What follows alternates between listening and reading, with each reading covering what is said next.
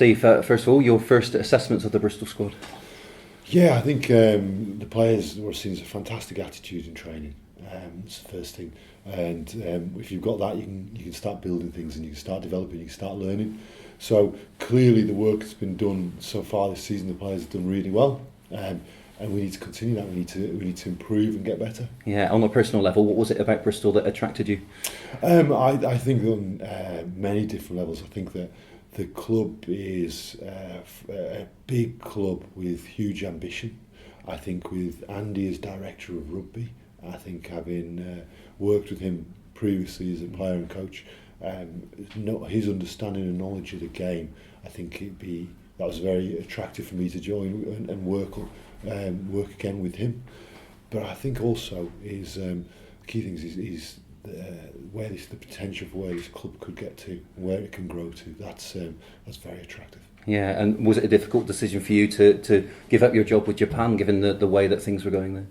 Yeah, I think that it's been a fantastic experience for me in Japan to have played all my playing career here in Europe for 16 years, to then the ability to go out to Japan to work with Eddie Jones, his experience he's coached in Europe as well, but his experience coaching Super Rugby, international rugby, both Australia and in South Africa, having that kind of knowledge and understanding of the game, to understand different ways of playing the game, I think that was fantastic for a fantastic exposure for me.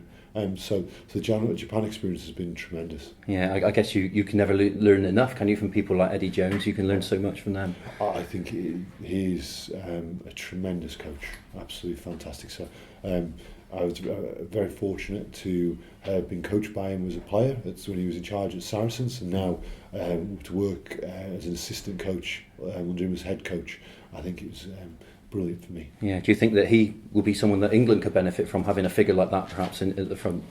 I think any team in the world could benefit from somebody like Eddie Jones. Yeah, I mean, he's got so much to give, hasn't he, and so much sort of experience behind him. From your point of view, coming to Bristol, a change obviously. What sort of changes are you expecting in terms from the international game into the club game? It's interesting. I think that it's great to come off the back in this country of a fantastic World Cup. That, I think that the level of competition, the level of exposure to rugby at the highest level has been tremendous for the public.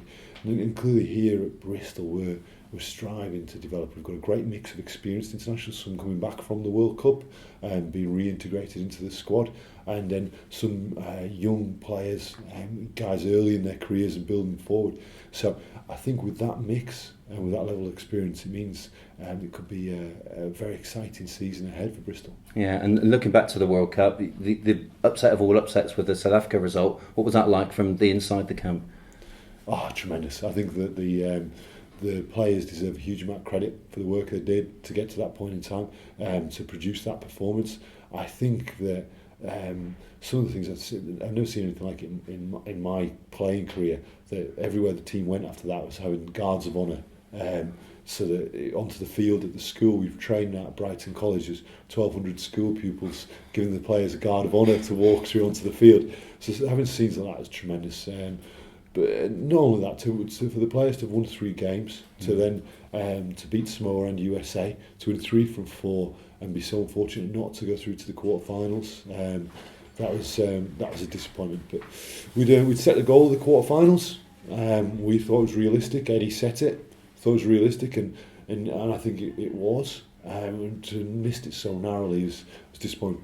We also talked about creating a new history for the Japan team, and making sure inspiring people, inspiring the young generation in Japan to want to play rugby. And I think that's happening back there in Japan right now.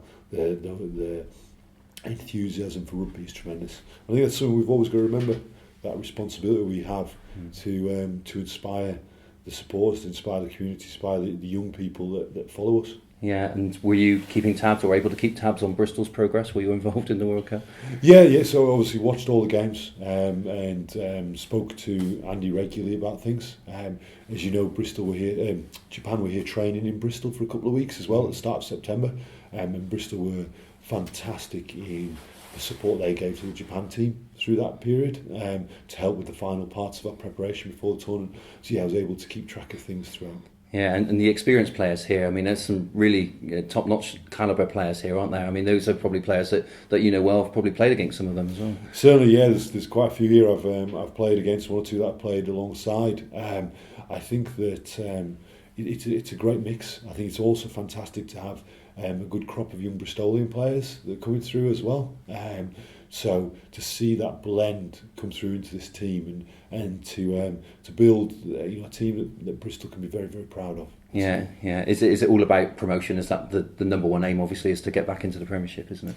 Well, certainly, obviously that's the goal. To get there, we need to make sure that each week we're improving and getting better and developing as a team, and that's so that when we get to the end of the season, when we get to the playoffs, that we're in the best position we possibly can be, and that's the responsibility I have as a coach. Yeah, and so is it nice to have your first game at Ashton Gate? Yeah, so I was here for the opening day of the season, the game against Bedford, so I'm hoping for a better result than we got that day. But yeah, it's again, it's another sign when you walk in, you see the stadium. I know it's still part under construction there, but it's a tremendous stadium. And again, it just emphasises and shows the potential and the ambition of this club. Yeah, and what are you expecting from Doncaster?